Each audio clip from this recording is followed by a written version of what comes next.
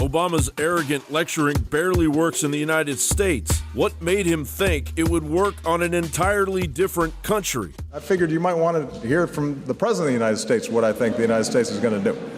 Maybe some point down the line there might be a UK-US trade agreement, but it's not going to happen anytime soon because our focus is in negotiating with a big bloc, the European Union, to get a trade agreement done. The outcome of that decision is a matter of deep interest to the United States because it affects our prospects as well.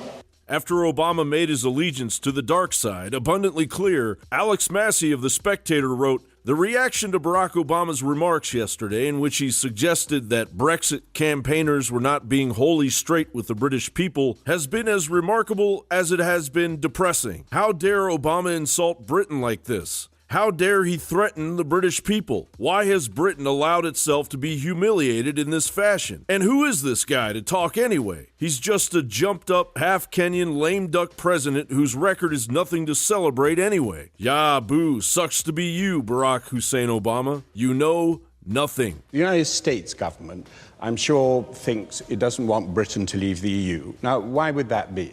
We are their voice in Europe. This is something that has to be decided on the basis of what is good for Britain, what is good for Britain economically, and what is good for Britain politically.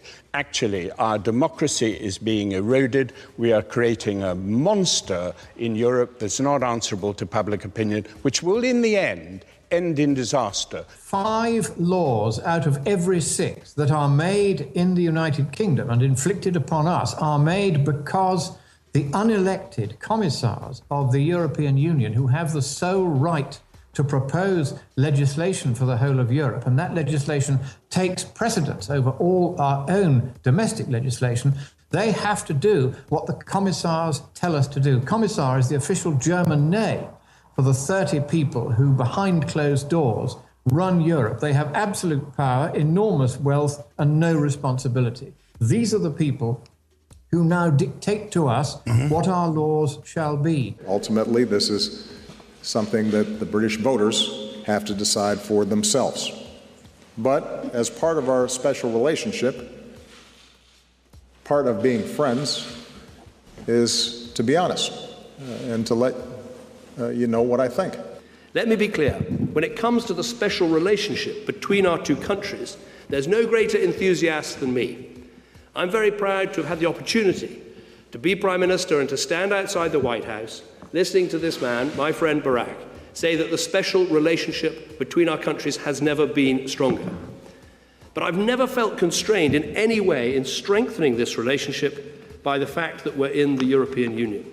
In fact, quite the reverse. We deliver for our people through all the international groups that we're part of.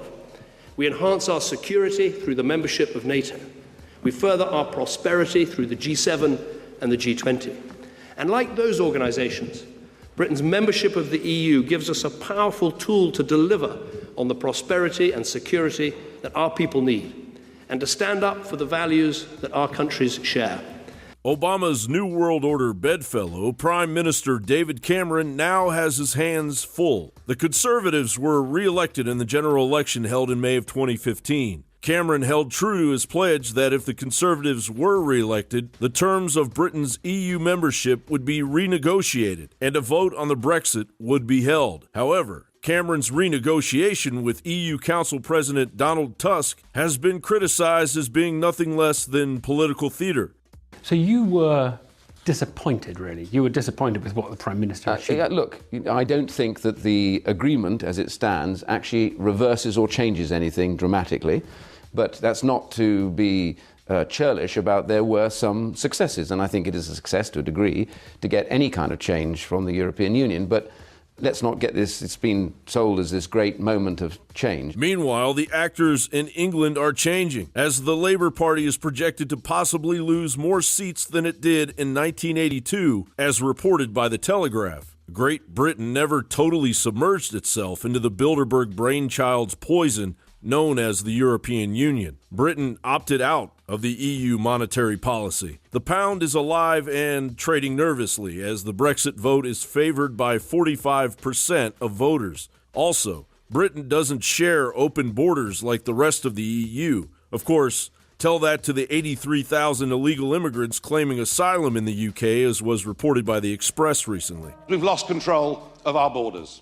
Net migration into Britain is now running at 10 times the post-war average, and that's if you believe the official figures, which frankly I don't. We have to build a new house in this country every 7 minutes just to cope with current levels of immigration. As the Brexit winds down to its June 23rd deadline, expect to see Scotland, Wales, and Northern Ireland demanding their own say in the fate of the EU's sovereign swallowing hold over the United Kingdom. John Bound for Infowars.com.